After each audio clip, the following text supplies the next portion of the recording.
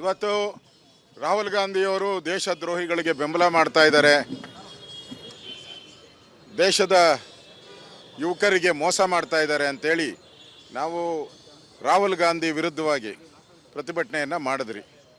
ಆದರೆ ಸರ್ಕಾರ ಇವತ್ತು ನಮ್ಮನ್ನು ಅರೆಸ್ಟ್ ಮಾಡಿದ ಮೇಲೆ ನಾವೆಲ್ಲರೂ ಕೂಡ ಪೊಲೀಸ್ ಕಸ್ಟಡಿ, ನಮ್ಮದಲ್ಲ ಕಸ್ಟಡಿ, ಪೊಲೀಸ್ ಕಸ್ಟಡಿಯಲ್ಲಿ ನಮ್ಮನ್ನು ಅರೆಸ್ಟ್ ಮಾಡಿ ತಗೊಂಬಂದಾಗ ಪೊಲೀಸರ ಜವಾಬ್ದಾರಿ.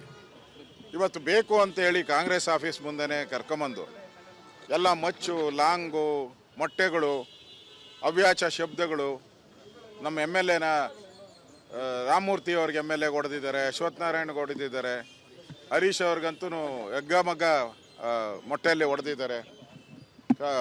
ಎಲ್ಲ ಅವ್ಯಾಚ ಶಬ್ದ ಈ ಥರ ನೋಡಿದ್ರೆ ನನಗನ್ಸುತ್ತೆ ಕರ್ನಾಟಕದಲ್ಲಿರುವಂಥದ್ದು ಗೂಂಡಾ ರಾಜ್ಯ. ಇವರೆಲ್ಲ ಕೊತ್ವಾಲ್ ಶಿಷ್ಯಂದಿರು. ಯಾರು ಡಿ ಕೆ ಶಿವಕುಮಾರ್ ಅವರೇ ಹೇಳಿದ್ದಾರೆ ನಾನು ಕೊತ್ವಾಲ್ ಶಿಷ್ಯ ಅಂತ. ಹರಿಪ್ರಸಾದು ಅವರು ಮಲ್ಲೇಶ್ವರ ಅವರು ಅದೇ ಒಪ್ಕೊಂಡಿದ್ದಾರೆ. ಹೌದು, ನನ್ನ ಮುಂದೆ ಕೊತ್ವಾಲೂ ನಿಂತ್ಕೊಂತ ಇದ್ದ ಅಂತೇಳಿ ಅವರೇ ಹೇಳ್ಕೊಂಡಿದ್ದಾರೆ. ಅಂದರೆ ಈ ರಾಜ್ಯದಲ್ಲಿ ಯಾವುದಿರೋದು ಕೊತ್ವಾಲ್ ಆಡಳಿತ. ಕರ್ನಾಟಕದಲ್ಲಿ ಇನ್ನು 1.5 ವರ್ಷ ಇರೋದು ಕೊತ್ವಾಲ್ ರಾಮಚಂದ್ರನ ಆಡಳಿತ. ಇವತ್ತು ಪೊಲೀಸ್ ಕಸ್ಟಡಿಯಲ್ಲಿದ್ದಾಗೆ ಬಂದು ಹೊಡೆದ್ಬಿಟ್ಟು ಹೋಗ್ತಾರೆ ಕಾಂಗ್ರೆಸ್ ಅವರು. ಆ ಲಾಯರ್ ಡ್ರೆಸ್ ಹಾಕ್ಕೊಂಡಿದ್ದ ಅವು ಬಂದು ಹೊಡಿತಾರೆ ಅಂತ ಹೇಳಿದ್ರೆ ಇಲ್ಲಿ ರಾಜ್ಯದಲ್ಲಿ ವಿರೋಧ ಪಕ್ಷಗಳಿಗೆ ಹಂಗಾರೆ ಸೆಕ್ಯೂರಿಟಿ ಯಾವುದು? ಇವತ್ತು ರಾಹುಲ್ ಗಾಂಧಿಯವರು ದೇಶದ್ರೋಹಿಗಳಿಗೆ ಬೆಂಬಲ ಮಾಡ್ತಾ ಇದ್ದಾರೆ.